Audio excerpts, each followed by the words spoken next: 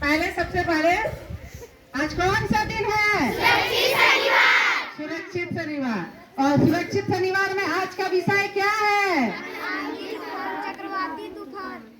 आंधी तूफान, चक्रवाती तूफान और ठनका वज्रपात से होने वाली दुर्घटना से बचाव के संबंध में जानकारी।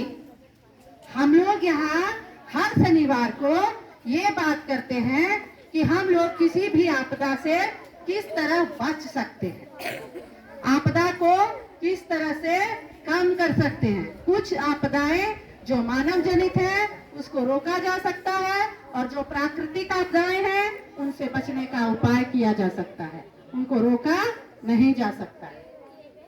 तो उसमें जो आपदा है, प्राकृतिक आपदा, चक्रवाती तूफान, आंधी तूफान, ठनका वज्रपात, इससे कैसे बच सकते हैं इसकी बात आज हम करेंगे।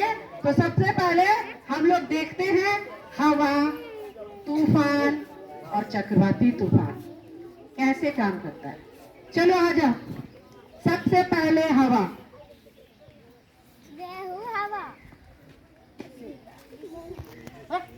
कि तूफान, हवा, हवा के बिना तो हम लोग जिंदा, ऑक्सीजन के बिना रहते ही नहीं है, हवा हरदम चलते रहता है। तो मैं अभी हम लोग उसी को देखेंगे। सबसे पहले हवा। मैं हूँ हवा। धीरे धीरे, मंदम मंदम। मैं हूँ आंधी। मैं हूँ चक्रवाती तूफान। चक्रवाती, चक्रवाती तूफान यानी चक्कर के साथ, है ना। इसके बारे में चक्रवाती तूफान क्या है, कैसे आता है, क्यों आता है, इससे क्या नुकसान है, इसके बारे में हम लोग फिर से पढ़ेंगे। लेकिन सबसे पहले चक्रवाती तूफान या आंधी तूफान से बचने के उपाय। आंधी तूफान के आने की सूचना हमें पहले से होती है ना।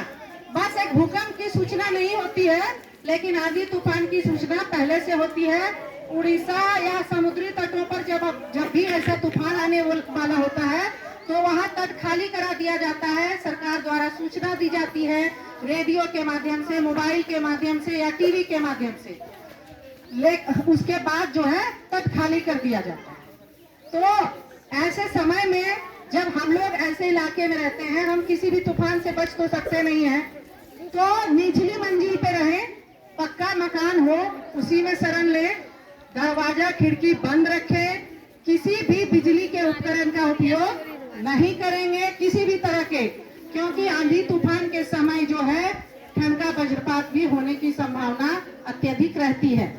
तो घर से बाहर ना निकले, कहीं भी बिजली का खंभा या पोल हो उसके आसपास खड़े ना रहें।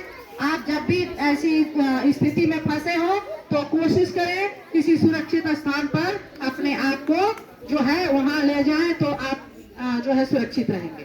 ठीक है। और घर से बाहर नहीं निकलेंगे, घर में रहेंगे। घर में अगर 2 मंजिला है तो निचली मंजिल पे रहेंगे, ऊपरी मंजिल पे नहीं रहेंगे।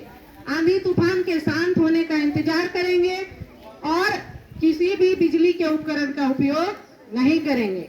बिजली के उपकरण का उपयोग करने का मतलब है कभी भी तार गिर सकता है, खंभा गिर सकता है, जो आंधी तूफान के सामने कुछ भी नहीं है, बड़ा बड़ा पेड़ भी गिरा देता है।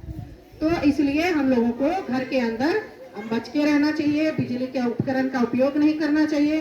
अगर आप मोबाइल सोचते हैं घर में चलाएंगे, रील देखेंगे, तो वो मोबाइल उस योग्य नहीं रहेगा कि फिर आप रील देख सकें।